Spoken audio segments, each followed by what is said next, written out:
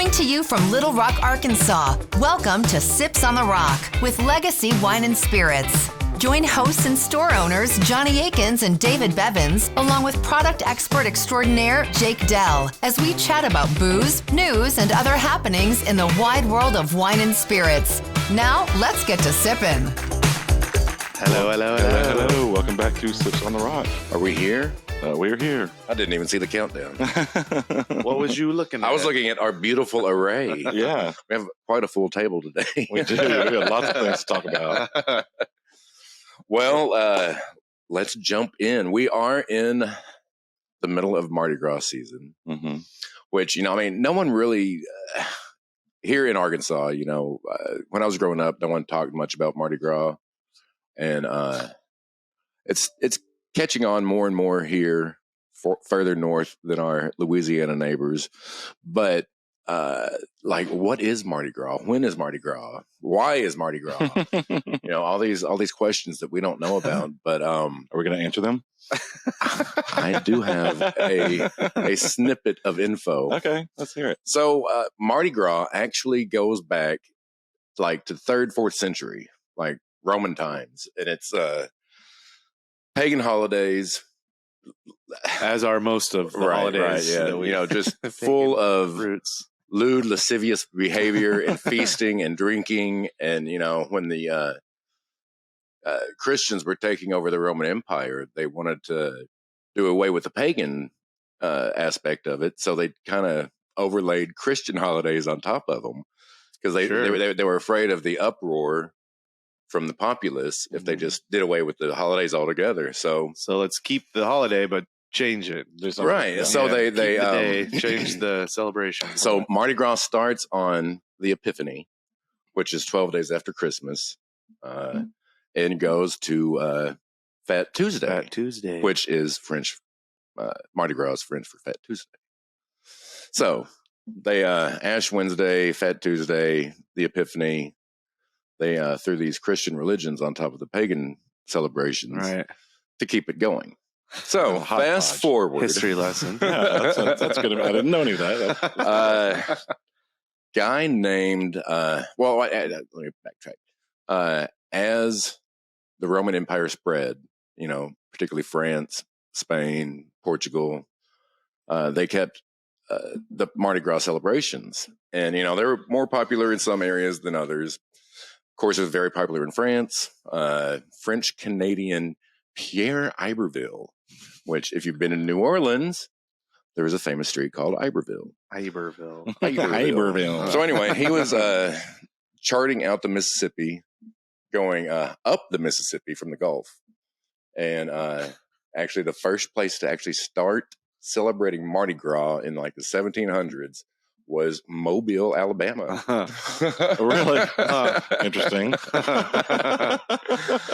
But yeah, anyway, so now, decades and eons later, we have all kinds of floats and it's still about parades. Yeah. It's still about raucous behavior. Raucous? Yeah. That's a good word.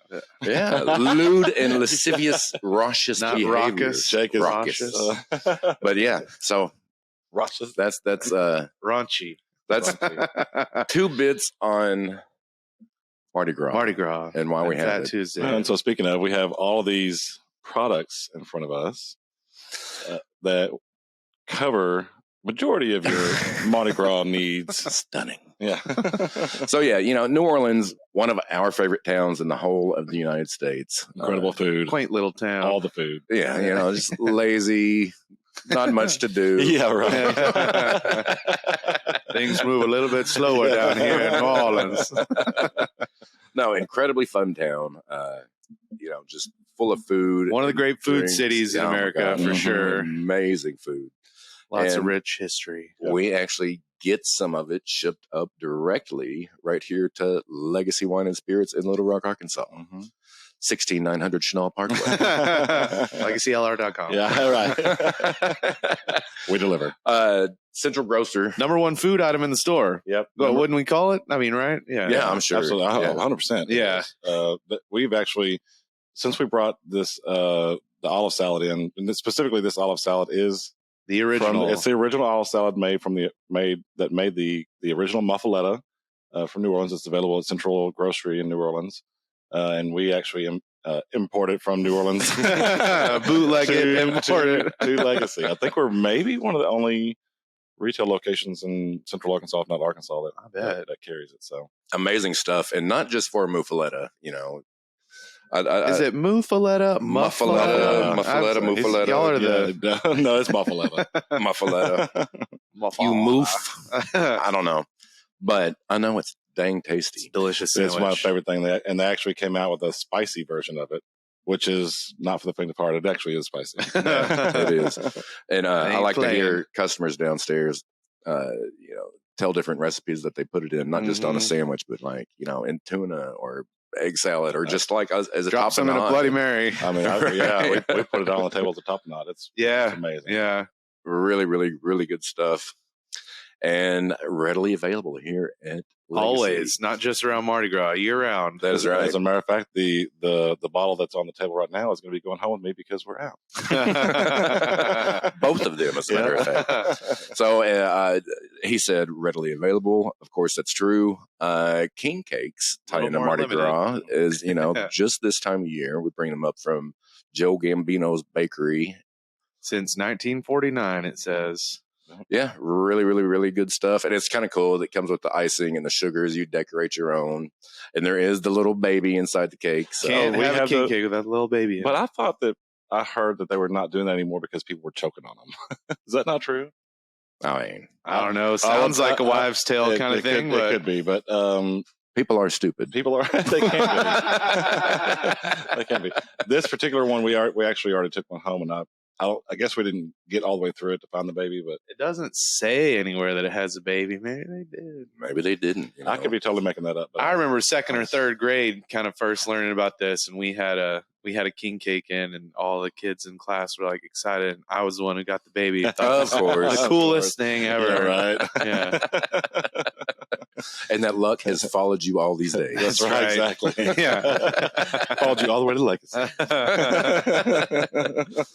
So when we are in New Orleans, one of my favorite, I believe I've said it before, one of my favorite drinks is the Sazerac cocktail. Mm-hmm. Boom, boom, right there.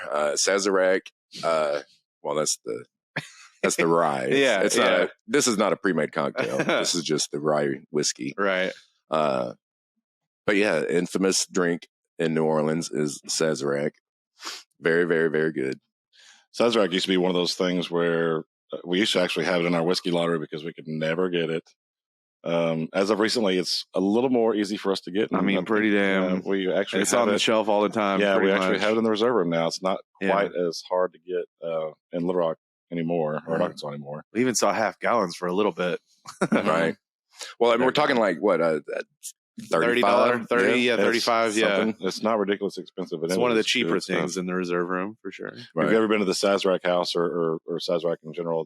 They always make their Sazerac cocktail because obviously they invented it, but it's good stuff. What's in it? Rye whiskey, absinthe, or herb saint, and sugar and bitters. That's it. Okay, Pachodes and aromatic as well. Yeah. Mm-hmm. Okay. Yeah, I believe you could get by with using orange bitters. Yeah. Sometimes it has a garnish of an orange peel. Yep. And squirt. And again, for those of you who are not whiskey drinkers, this is one of the ones that I sneak in a mezcal with instead of the whiskey. It's good stuff. So yeah, when you're stumbling about the streets in New Orleans, another infamous drink is the Hurricane. You can find them on every corner. I mean, you can get them like this big or like this big. Exactly. I mean, literally like here to the ground. Hand grenades and hurricanes. Yep. I mean, they are literally everywhere. And of course, we have Hurricanes, RTD, ready to drink Hurricanes. Yeah, we got this one's from Bacardi. That's right. And then we got the powder mix over there. You can make your own. That's the actual kind of the OG. Brian's. Yeah, that's OG. That's now known as Franco's. Oh, I didn't know that changed. Yeah, right. This was the Pat O'Brien's, and it's the same package that they just identical. The name is different on the top. So don't know the story behind that. Is there still a Pat O'Brien's in New Orleans? I don't know. Huh. Anyway, maybe they're outsourcing just the production of it. Yeah, but that one's really easy. You mix like some water and dark rum. basically that's it. Ice. You know. That's when But you're in a big picture, trying to give hurricanes to the masses. Yeah. Like when you have a party, that's what you need is the mix. Garnish with some nice cherries, maybe a little orange slice. Yeah. One of my favorite drinks, though, when we're out and about in New Orleans, is I just get like a rum punch wherever we go. You know, it's nice and light and fruity and not so strong like some of those hurricanes you get down there. It's just like you're walking sideways. You got to pace yourself because you're going all day down there. Yeah, it's definitely a marathon. It is a marathon, not a sprint. When you're in New Orleans, if you get in a sprint in New Orleans, you'll get yourself in trouble for sure. And you won't be able to enjoy that lovely dining experience. Yeah, that's right. You'll sleep right through it. You'll be getting the lucky dogs on the corner, which I'm not going to say. I'm not talking bad about. Lucky dogs have saved my life on many occasions. I do love a lucky dog. Hot dog stand. Yeah. So good. But you've never made it down there though. Is that right? That is not right. You did? I've been to New Orleans. Okay. This was 10 years ago, I guess. Oh, okay. Went down there for surprise, a Razorback football game. And they were in the Sugar Bowl, but of course that was, a whole weekend trip that we turned it into, and I had a blast. Did you even make it down to Bourbon though? Oh yeah, we spent the whole time there when we, weren't at the game for that few hours. Man, that stadium is so. We were up in this upper bowl, and it's like when you go in there and you've had quite a few throughout the day. Again, it's like you don't need to fall because man, it's a long way down, and they're so steep. Man, how it's set up in there, so they can cram as many people in there as possible. But it was a fun time. Yeah, we had a blast.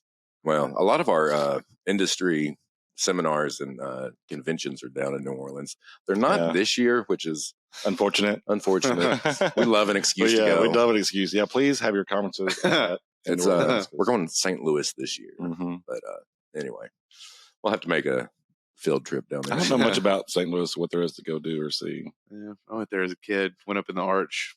Never done the Arch. I went to a concert there in my early 20s. Saw The Cure. Oh, cool. It was awesome. It's a really great show. Dark, stormy night in the outdoor theater. Perfect. Yeah, it was perfect. Yeah.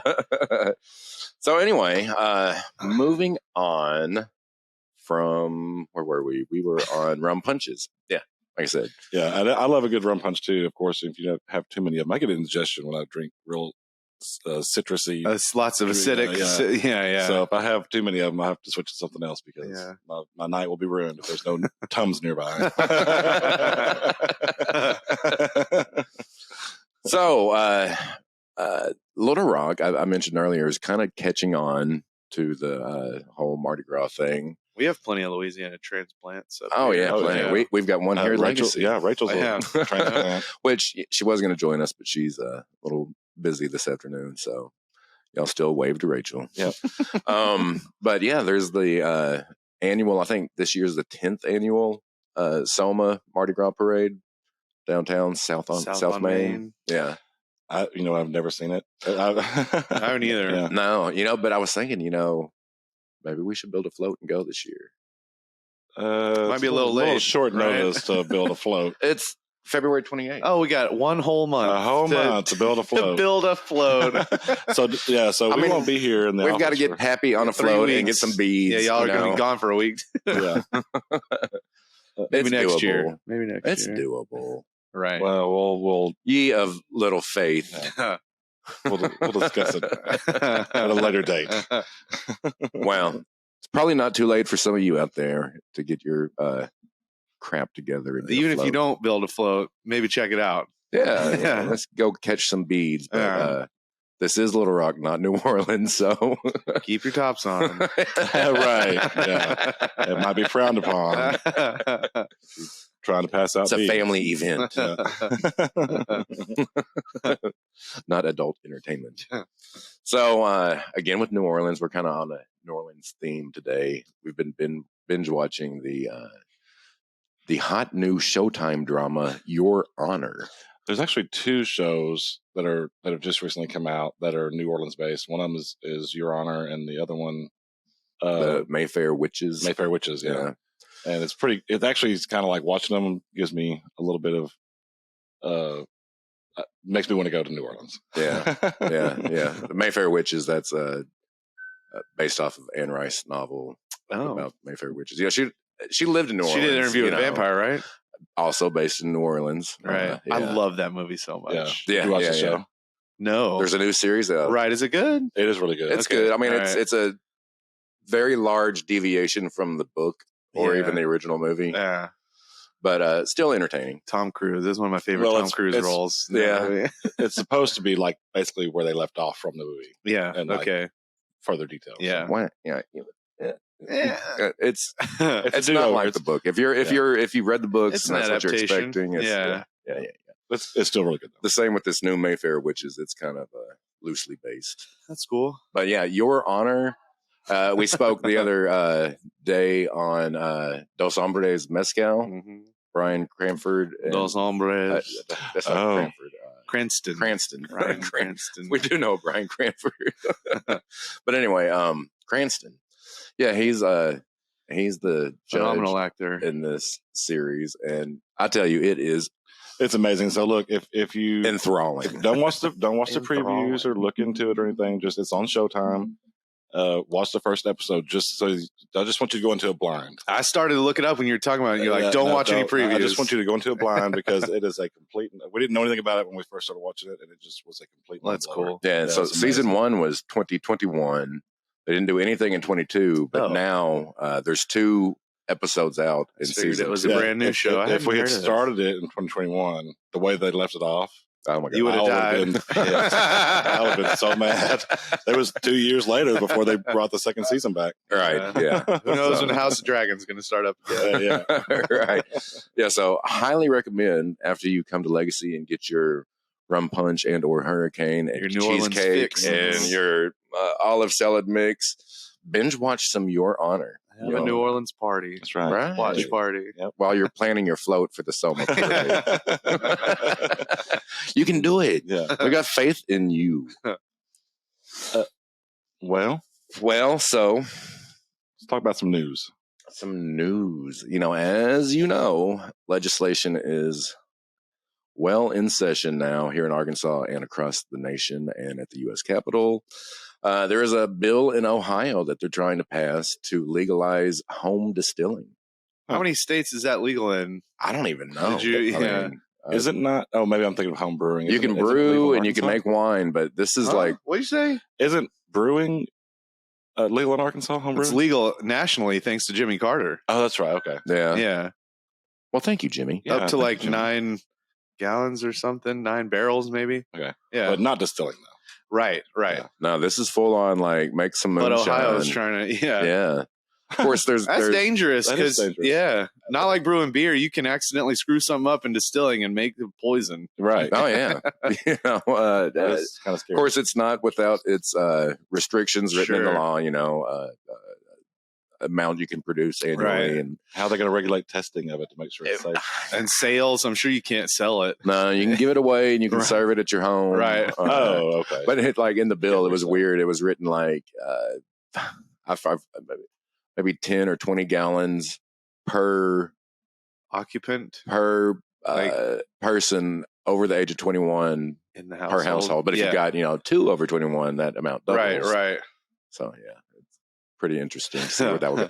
It could fall flat. There's no telling. That's a pretty hefty bill. That's got me curious to look up and see if you can do that in other states or if this is kind of a new thing. I don't know if I've heard about this before. Yeah. In any other states. I'm sure it happens in all 50 states. But I'm sure by now we would have heard of. Well, so I bet the statute of limitations is over and gone. But my college roommate made some corn whiskey in our dorm room in a big bucket, and man, it was cool to watch it bubbling and fermenting. And it was just white dog. Yeah, made whiskey in our. Wow, Lord. Yeah, did y'all drink it? Yeah. Yeah. And you didn't go blind. No. And he researched heavily. I'm not going to name him here on the show. No names. But anything he put his mind to, he researched heavily and made sure he knew what he was doing and got some help, some guidance, and I just did it in our little dorm room. Was it corn? Yeah. It was cool. You could open up the thing and it was just bubbling. That'd be fun. I think it'd be fun to try a batch of beer as well. Yeah. I don't know about people always ask, in all of our spare time. As a Cicerone, people always would ask me, "Well, surely you brew your own beer, right?" Like, no. Like, what? Right, yeah. I don't really care to have another hobby to sink a ton of money into. I have enough of those as is.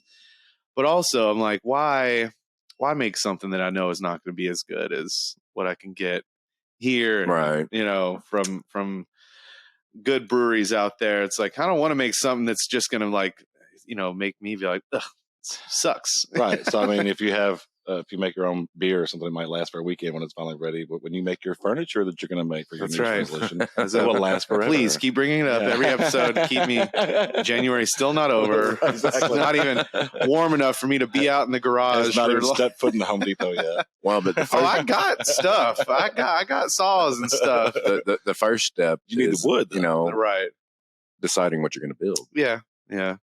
Like a box to sit on. Make it a box.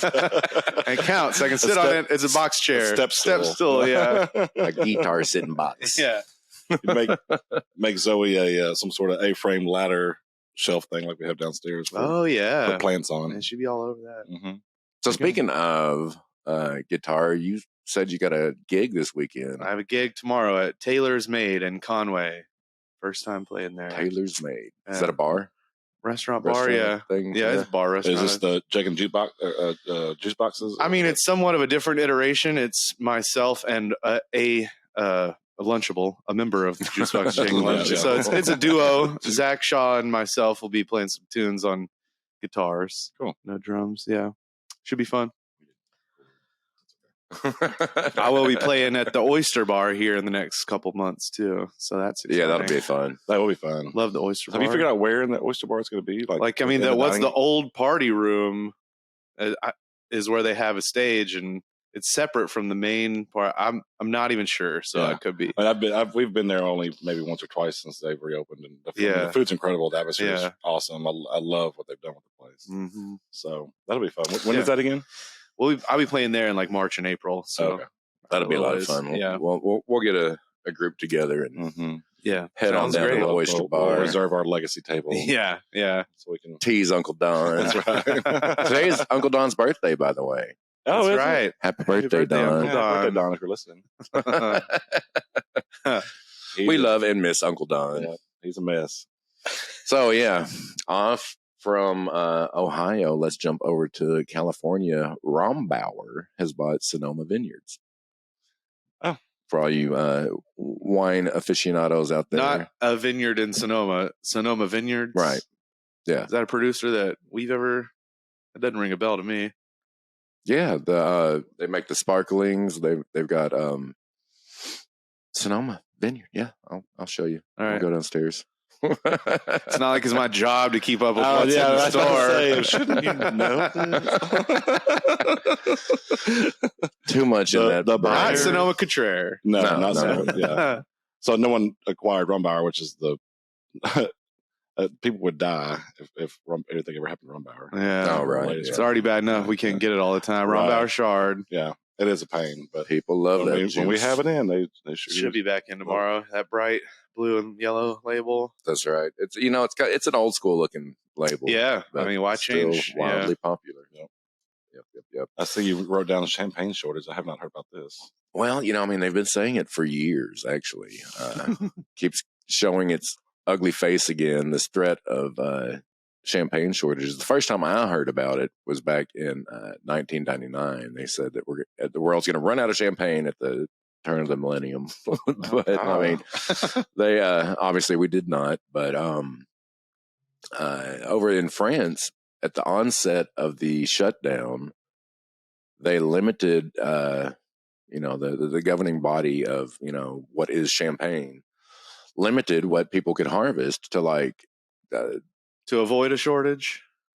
Well, yeah. Well, they thought that sales were going to tank with everyone locked in, right. And it went completely the opposite direction, as we all know. Yeah, and was wine, champagne, every column was selling like crazy, and so with the equation being that they harvested less, sold more, like record amounts more.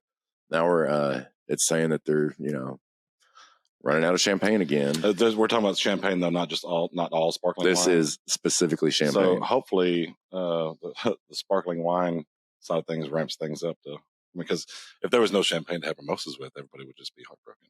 Right. But most people don't use real champagne. They use sparkling wine. Right. True story.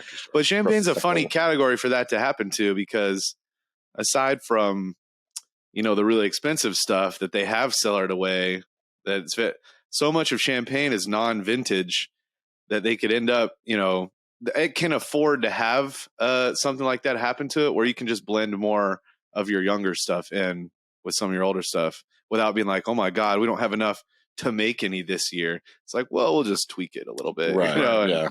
That's interesting. Well, and luckily we've got, we've got at least enough to get us through Valentine's Day. Talking about Veuve Clicquot. Yeah, we got plenty of Veuve Clicquot now. We actually do have some left over, surprisingly. We tried to hoard as much as we could, and the squeaky wheel gets the Veuve. Yeah, we're still good on. We're going to make it through Valentine's with a good stock of it, so don't worry. We'll be probably next week talking more heavily on Valentine's celebrations. Yeah, we do have some really good product ideas for all your Valentine's needs. So tune back in on that one. So Valentine's Day is in 2 weeks. Is that right? I mean, 3, almost. Yeah. No, it's 4. Yeah, I mean, almost 3, between 2 and 3 weeks away. Yeah. So we're going to be Dave and I are going to be out of town this coming week. So we're probably going to record on Monday, Monday for Tuesday, the following week, to cover Valentine's stuff. Mm-hmm. So I've already got a list of things for us to talk about. So that one will be dropping the 31st, and then that'll be exactly the schedule is going to be the same. Yeah, before Valentine's Day when it drops. Yeah, Johnny just mentioned that we're going to be gone, going down to Austin. We're going to do our part to help keep Austin weird. Mm-hmm. Yep. Fun town, lots of cool stuff down in Austin. Lots of cool little breweries and bars, and of course, home of Tito's and Deep Eddy and all that fun stuff. A lot of good products come out of Texas. We're actually going to probably try to make a couple of stops here and there. Work-related field trips. Yeah. That's right. Which we've been to Deep Eddy before. Cool places. I think that they've moved, though, since we were there. That was a brand new building, wasn't it? Maybe they had just moved. I remember hearing something about moving. Something. Maybe it was that they just moved, because I think it was actually a brand new building they just moved into when we visited them last time. Yeah, perhaps. Between the two of y'all can piece together. Yeah, we can piece together. Exactly. We're going to get the truth. You remember the move, he remembers the new building, and then between your two heads, you can be like, oh, we can figure this puzzle out. Exactly. After we drank a little bit of flavored vodka. I remember being there. Yeah, I remember having a grapefruit vodka cocktail of some sort. Yeah.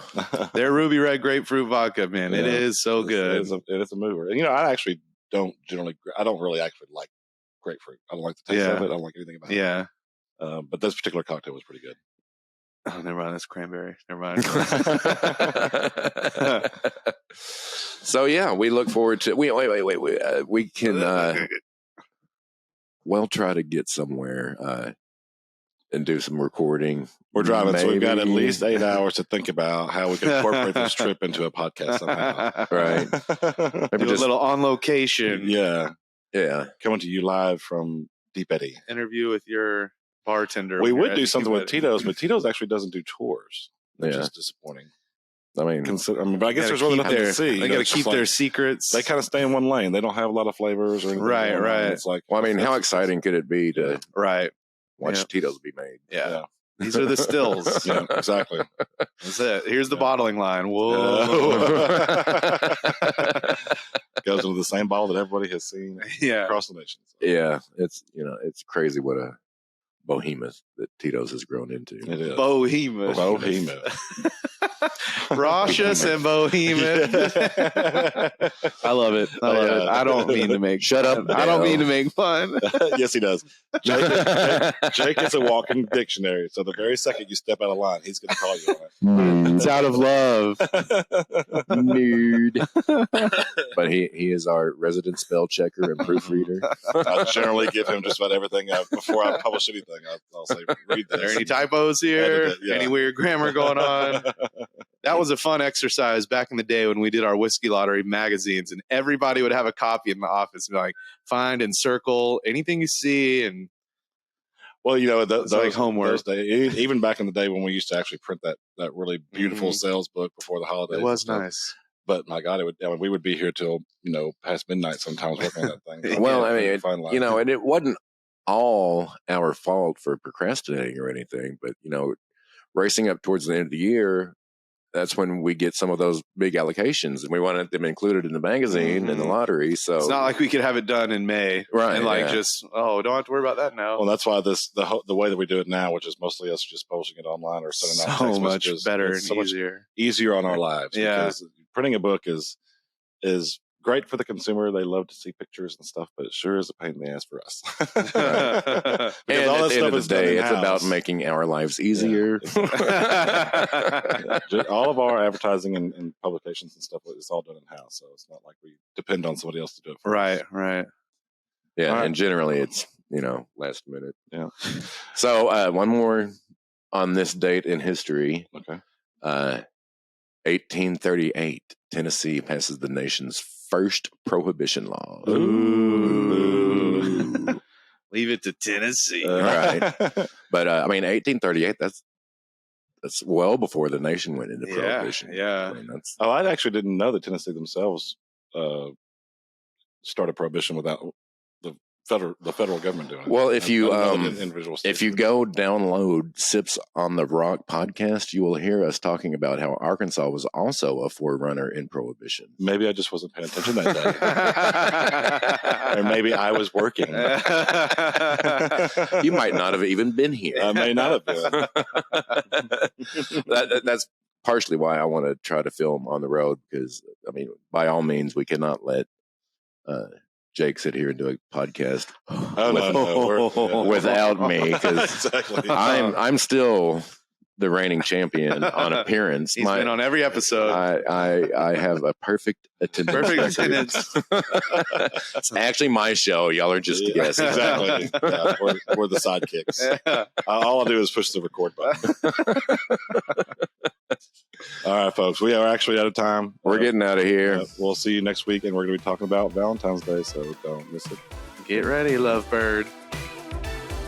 Remember to subscribe to our podcast, Sips on the Rock, and like us on all the socials to keep up with what's new in the wide world of alcohol. Shop LegacyLR.com for curbside pickup or local delivery. Remember, for better service and better selection, shop local. Please enjoy responsibly. Cheers.